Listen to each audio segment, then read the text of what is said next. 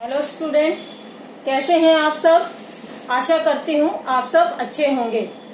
आज बेटा हम करेंगे हिंदी कविता में रस। आज का हमारा टॉपिक रहेगा रस का। तो देखो बेटा, रस का क्या अर्थ है। रस का अर्थ है आनंद। कविता को पढ़ते समय हमें जिस आनंद की अनुभूति होती है उसे हम रस कहते हैं। अब मनुष्य जो है बेटा, मनुष्य के अंदर स्थायी भाव से ये रस जो है विद्यमान होते हैं और अनुकूल कारण पाकर, अनुकूल परिस्थितियां पाकर ये रस जो है उत्पन्न हो जाते हैं। तो इसी तरह से कविता को पढ़ते समय हमें जिस आनंद की अनुभूति होती है उसे हम रस कहते हैं।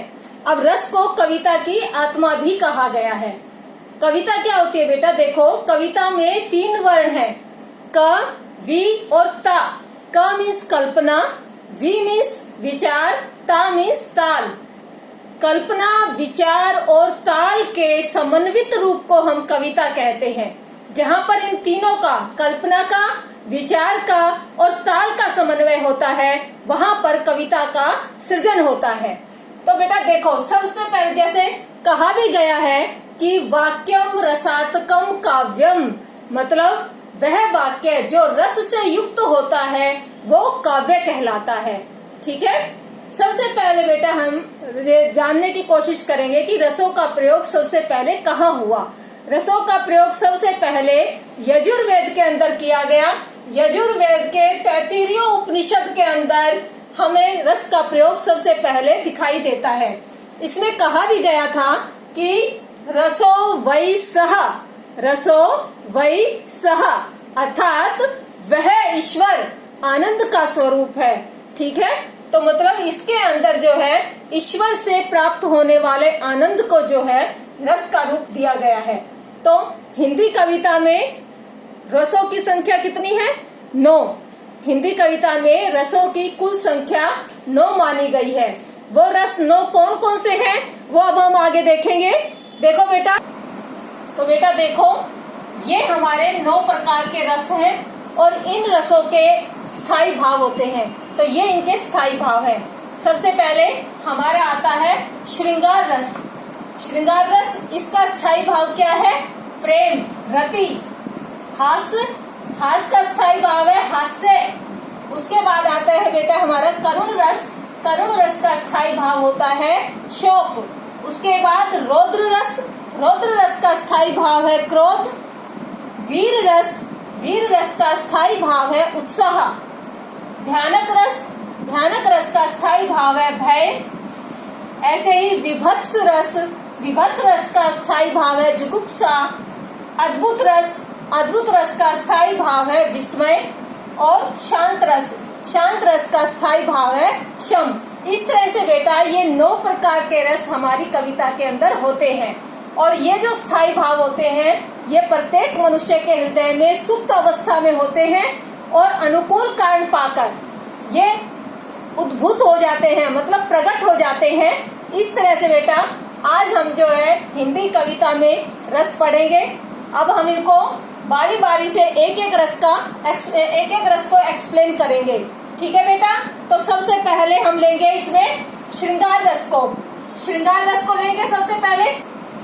देखो बेटा, सबसे पहले हम श्रृंगार रस को पढ़ेंगे। श्रृंगार रस जो होता है बेटा रसराज कहलाता है। सभी रसों के अंदर श्रृंगार रस को रसराज की उपाधि दी गई है। ठीक है। इसके 2 पक्ष होते हैं बेटा। श्रृंगार के 2 पक्ष होते हैं। सबसे पहले एक तो संयोग श्रृंगार, संयोग श्रृंगार, और दूसरा वियोग श्रृंगार। ये दोनों जो है श्रृंगार रस के पक्ष, 2 पक्ष कहलाते हैं। अब इनका स्थायी भाव क्या होता है? देखो, वैसे तो श्रृंगार रस का स्थायी भाव मैंने आपको बताया कि रति होता है। ऐसे ही संयोग श्रृंगार में फिर क्या होगा? मिलन रति। संयोग श्रृंगार के अंदर नायक नायिका का मिलन दिखाया जाता है। ठीक है। उनके प्रेम का वर्णन होता है, इसलिए इसका स्थायी भाव मिलन रति है। वियोग श्रृंगार के अंदर जो है बेटा नायक और नायिका का विरह दिखाया जाता है, उनका बिछड़ना दिखाया जाता है। तो इसलिए इसका स्थायी भाव होगा हमारा विरह रति। ठीक है। ये इसके श्रृंगार रस के 2 पक्ष हैं, संयोग और वियोग। श्रृंगार रस के आगे बेटा 2 उपभेद भी हैं। उपभेद में आ जाता है वात्सल्य रस और भक्ति रस। अब देखो, वात्सल्य के अंदर जैसा कि इसके नाम से ही हमें पता चल रहा है, वात्सल्य मतलब संतान, माता पिता का संतान के प्रति जो प्रेम होता है, जो बातचीत होती है, उसके अंदर जो रस की अनुभूति होती है, वो वात्सल्य रस कहलाता है। और इसका स्थायी भाव होता है संतान रति। और भक्ति रस के अंदर जहाँ भगवान के गुणों का गान होता है, जहाँ भगवान की भक्ति का गान होता है, भगवान के भक्तों का गान होता है, वहाँ पर बेटा भक्ति रस होता है। और उसका जो है स्थायी भाव क्या होता है, भगवत रति। इस तरह से बेटा श्रृंगार रस के जो है दो पक्ष होते हैं, संयोग और वियोग। दो उपभेद होते हैं, वात्सल्य रस और भक्ति रस। अब हम इनको बारी बारी से एक एक को एक्सप्लेन करेंगे, ठीक है बेटा। देखो बेटा, सबसे पहले हम लेंगे संयोग श्रृंगार को, ठीक है। तो इसके अंदर क्या होता है, जहाँ नायक नायिका के प्रेम सौंदर्य का, मधुर वार्तालाप का वर्णन होता है, वहाँ संयोग श्रृंगार होता है। संयोग मतलब मिलन, ठीक है। जहाँ पर नायक नायिका के प्रेम का, सौंदर्य का, मधुर वार्तालाप का वर्णन किया जाता है, वहाँ पर संयोग श्रृंगार होता है। आप कोई मूवी देखते हैं, मूवी के अंदर बेटा जो नायक और नायिका होती है, वो जब उनका मिलन होता है तो वहाँ पर जो है बेटा कोई गाना आता है, तो वो गाना जो होता है संयोग श्रृंगार से भरा होता है, ठीक है। संयोग श्रृंगार का उसके अंदर वर्णन होता है।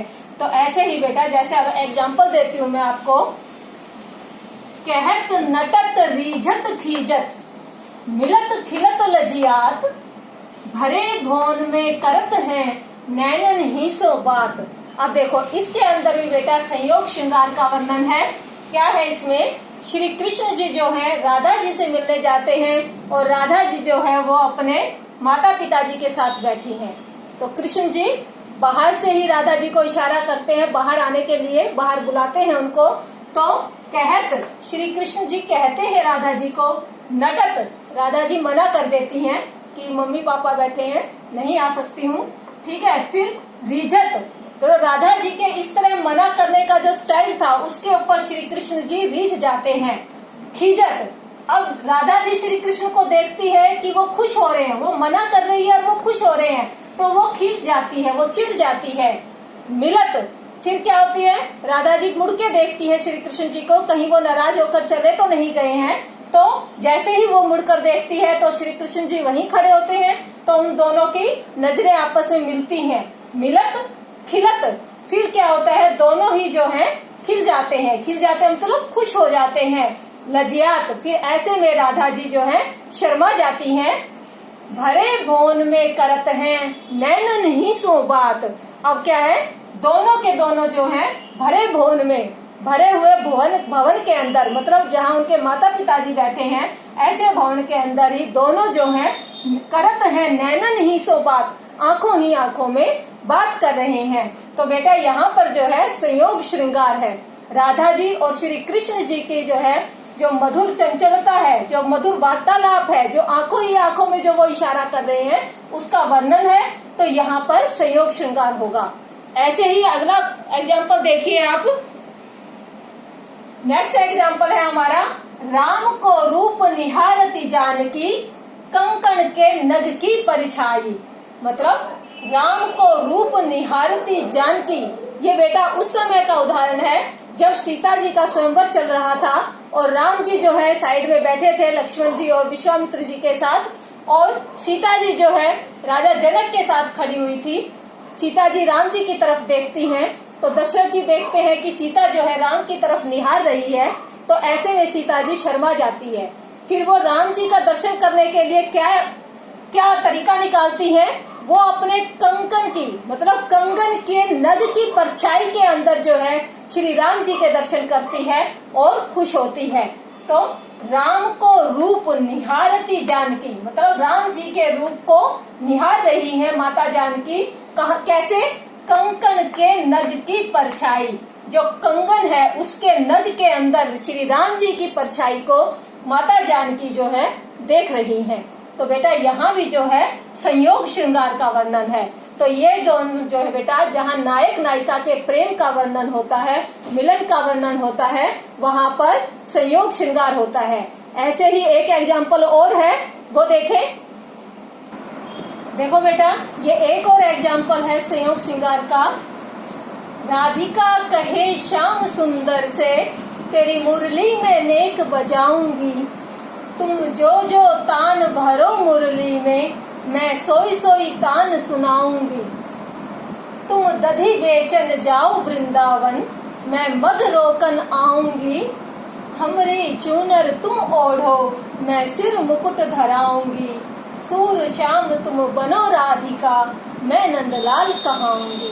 तो बेटा, ये उस समय का वर्णन है जब राधा जी श्री कृष्ण को राधा बनने के लिए कहती हैं और खुद जो है श्री कृष्ण का रूप धारण करती हैं। तो उस समय जो है राधा जी जो है श्री कृष्ण से क्या कहती हैं कि राधिका कहे श्याम सुंदर से, राधा जी श्याम सुंदर से कह रही हैं, तेरी मुरली में नेक बजाऊंगी। हे कृष्ण, तुम्हारी मुरली जो है मैं बजाऊंगी। तुम जो जो तान भरो मुरली में, हे कृष्ण, तुम जो जो तान भरोगे मुरली के अंदर, मैं तुम्हें वही वही तान सुनाऊंगी। ठीक है। तुम दधी बेचन जाओ वृंदावन। तो राधा जी कहती है, तुम बड़ी हमारी मटकियां फोड़ते हो ना, तो तुम अब क्या करो, तुम जाओ दही बेचने के लिए, तुम वृंदावन जाओ और मैं मद रोकन आऊंगी। मैं तुम्हारा रास्ता रोकूंगी। जैसे तुम हमें परेशान करते हो, आज हम तुम्हें परेशान करेंगे। ठीक है बेटा। हमारी चूनर तुम ओढ़ो, मैं सिर मुकुट धराऊंगी। राधा जी कहती है कि जो ये मेरी चूनर है, ये तुम ओढ़ो और मैं श्री कृष्ण बनकर जो है तुम्हारा जो ये मोर मुकुट है, इसको मैं धारण करूंगी। सूर श्याम तुम बनो राधिका। सूर श्याम मतलब ये जो पद है बेटा, ये हिंदी के सर्वश्रेष्ठ कवि सूरदास जी का रचा हुआ है। तो सूरदास जी कहते हैं कि राधा जी कहती है श्री कृष्ण से, तुम बनो राधिका। हे कृष्ण, तुम आज राधा जी बनो और मैं नंदलाल कहाऊंगी और मैं जो हूँ नंदलाल कहलाऊंगी। तो बेटा, इसमें क्या है, अटखेलियां हैं। श्री कृष्ण जी और राधा जी जो है आपस में जो है अटखेली कर रहे हैं, तो उसका वर्णन है। तो नायक और नायिका का जो है इसके अंदर मजाक चल रहा है, उसका वर्णन है। हंसी मजाक हो रहा है, आपस में जो है प्रेम का वार्तालाप है। तो इसलिए बेटा ये संयोग श्रृंगार कहलाता है। तो बेटा, संयोग श्रृंगार मैंने आपको पूरा बताया कि संयोग श्रृंगार क्या होता है, जहाँ नायक और नायिका का मिलन दिखाया जाता है, प्रेम वार्तालाप दिखाई जाती है उनकी। ठीक है। तो वहाँ पर जो है बेटा संयोग श्रृंगार होता है। ये 3 मैंने आपको एग्जाम्पल दिए, इनसे जो है आपको पता चलेगा कि किस तरह से बेटा इसके अंदर जो है नायक और नायिका का मिलन दिखाया जाता है। आप मूवी देखते हो, मूवी में भी दिखाते हैं ना, जब हीरो हीरोइन मिलते हैं तो क्या दिखाते हैं, फूल खिले हुए दिखाते हैं, नदियाँ, पेड़, झरने, मतलब पूरी प्रकृति को हंसी खुशी का वातावरण दिखाया जाता है। ठीक है ना। तो इसका मतलब क्या है कि वहाँ पर मिलन रति है, मतलब संयोग श्रृंगार है। और जब वियोग होता है तो क्या दिखाते हैं टीवी में, सूखे पेड़ दिखाएंगे, पतझड़ का मौसम दिखाएंगे, बारिश होती दिखाएंगे, नायिका को रोता हुआ दिखाएंगे। तो इस तरह से बेटा जहाँ मिलन होगा वहाँ पर संयोग श्रृंगार होगा। ठीक है। देखो बेटा, अब हम करेंगे वियोग श्रृंगार। पहले हमने किया संयोग श्रृंगार, अब हम करेंगे वियोग श्रृंगार। वियोग श्रृंगार जैसा कि इसके नाम से ही पता चलता है, वियोग मतलब बिछड़ना। ठीक है। जहाँ नायक नायिका की विरह वेदना का वर्णन किया जाता है, वहाँ पर वियोग श्रृंगार होता है। जहाँ पर नायक और नायिका का बिछड़ना दिखाया जाता है, उनकी विरह वेदना मतलब जब नायक नायिका बिछड़ जाते हैं और उनके दुख के अंदर वो जब रोते हैं तो उसको विरह वेदना बोलते हैं। ठीक है।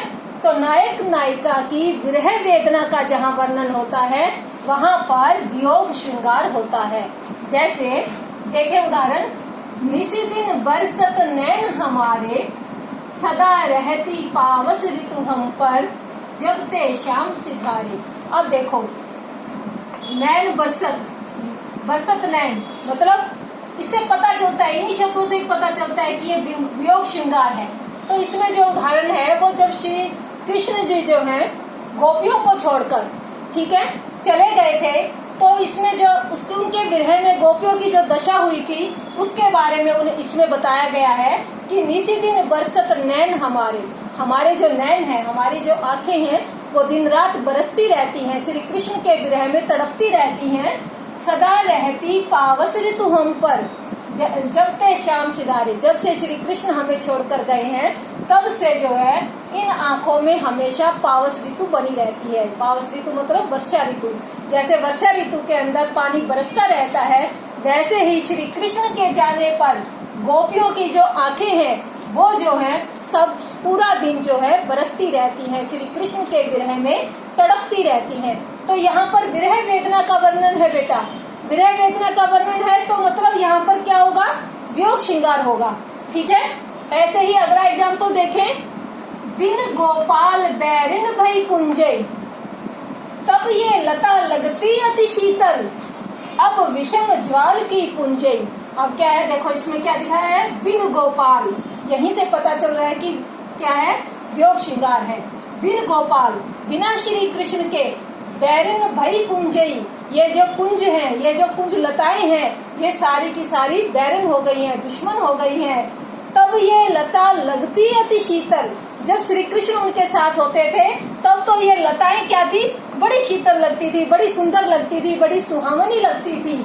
लेकिन अब श्री कृष्ण के जाने के बाद ये लताएं जो हैं हमारी बैरन हो गई हैं, हमारी दुश्मन हो गई हैं। अब विषम ज्वाल की पुंजई, अब ये कैसी लग रही है, विषम ज्वाल की पुंजई। ज्वाल की पुंजई मतलब विषम ज्वाला देने वाली महसूस होती है। तो यहाँ पर भी बेटा वियोग श्रृंगार है।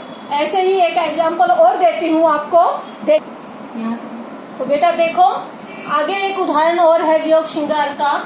देखो ये उदाहरण है, जिस समय श्री कृष्ण जी मथुरा चले गए थे और मथुरा जाने के बाद उन्होंने गोपियों के लिए संदेश भेजा था उद्धव को, उद्धव के हाथों उन्होंने पत्र भेजा था। और जिस समय वो उद्धव पत्र लेकर वृंदावन आते हैं, गोपियों के पास आते हैं और गोपियों को वो पत्र देते हैं, तो उस समय क्या हालत होती है गोपियों की, वो देखें। पाती सखी मधुबनते आई, पाती सखी मधुबनते आई, अपने अपने गृह ते दोरी, ले पाती उरलाई। अब देखो जब गोपियों को पता चला कि मधुवंते मतलब मथुरा से पाती आई है, पत्र आया है श्री कृष्ण का, तो वो अपने अपने घर से दौड़ती हैं, जो जिस अवस्था में थी वैसी ही अवस्था में भाग पड़ती हैं और ले पाती उरलाई, और उद्धव के हाथों से जो है उस पत्र को छीनकर सभी आपस में छीनती हैं। तो जिसके हाथ में जो आ जाता है मतलब उस पत्र के टुकड़े टुकड़े हो जाते हैं और वो जो है उसको अपने उरलाई, अपने हृदय से लगा लेती है। क्यों? क्योंकि वो उनके प्रियतम के, उनके श्री कृष्ण के पत्र था, इसलिए वो सभी जो है गोपियां उस पत्र को अपने उरलाई, अपने हृदय पर लगा लेती हैं। निखरत अंक श्याम सुंदर के, निखरत मतलब अंक मतलब अक्षर, श्याम सुंदर मतलब श्री कृष्ण के लिखे हुए अक्षरों को देखती हैं। ठीक है, और बार बार लावती ले छाती, और बार बार उसको अपनी छाती से, अपने हृदय से लगा लेती हैं। काजर ते कागद मसी मिली। अब क्या होता है, श्री कृष्ण का पत्र है, उनके प्रियतम का पत्र आता है काफी समय के बाद, तो गोपियों के आंखों से अश्रुधारा बह निकलती है और उन्होंने जो आंखों में काजल लगाया था उससे क्या होता है, काजर ते कागद मसी, काजल आंखों का जो काजल था जो आंसुओं के माध्यम से बह रहा था, और कागज मसी, और जो पत्र लिखा था उसकी जो स्याही थी वो दोनों मिल जाती हैं। पत्र को पढ़ती हैं, पढ़ते पढ़ते आंखों से आंसू आते हैं, आंखों में काजल लगाया हुआ है तो वो आंसू क्या होते हैं, काले हो जाते हैं, और ऐसे ही कागज की जो स्याही है वो भी काली है। तो काजल ते कागज मसी मिली, काजल और कागज की स्याही आपस में मिल जाती हैं, तो है गई श्याम श्याम की पाती। तो क्या होती है गई श्याम, जो श्याम का जो पत्र था, श्याम एक यहाँ श्री कृष्ण के लिए आया है, एक श्याम यहाँ श्याम वर्ण के लिए आया है। तो है गई श्याम श्याम की पाती, श्याम की पाती मतलब श्री कृष्ण की जो पाती थी, जो पत्र था वो श्याम वर्ण का हो गया। कैसे? काजल और कागज की स्याही दोनों आपस में मिल गई और वो पत्र जो है श्याम वर्ण का हो गया, काले वर्ण का हो गया। तो देखो इसमें विरह की वेदना दिखाई गई है। तो यहाँ पर क्या होगा बेटा, वियोग श्रृंगार होगा। आज हम जो है बेटा मैंने आपको पढ़ाया रसराज श्रृंगार के बारे में। रसराज श्रृंगार जो होता है उसके दो पक्ष होते हैं, एक संयोग होता है, एक वियोग होता है। संयोग का जो स्थायी भाव होता है वो मिलन रति होता है, वियोग का स्थायी भाव होता है वो विरह रति होता है। फिर आगे मैंने आपको श्रृंगार रस के दो उपभेद बताए। उपभेद कौन से होते हैं? एक वात्सल्य होता है, दूसरा भक्ति रस होता है। वात्सल्य रस का जो स्थायी भाव होता है वो संतान रति होता है, और भक्ति रस का जो स्थायी भाव होता है वो भगवत रति होता है। उसके बाद हमने एक एक करके पढ़ा संयोग श्रृंगार क्या होता है, जहाँ नायक नायिका का मिलन दिखाया जाता है, उनकी प्रेम पूर्ण बातें दिखाई जाती हैं, वहाँ पर जो है बेटा संयोग श्रृंगार होता है। जहाँ नायक नायिका का विरह दिखाया जाता है, उनके बिछड़ने का दुख दिखाया जाता है, वहाँ पर वियोग श्रृंगार होता है। तो आज बेटा हम श्रृंगार रस का इतना ही पाठ करेंगे, आगे का पाठ हम जो है नेक्स्ट वीडियो में करेंगे। आपको ये सारा आप बेटा आप रिवाइज करेंगे, ठीक है। आज के लिए इतना ही, आगे का पाठ नेक्स्ट वीडियो में भेजा जाएगा, ठीक है। ओके बेटा, बाय बाय।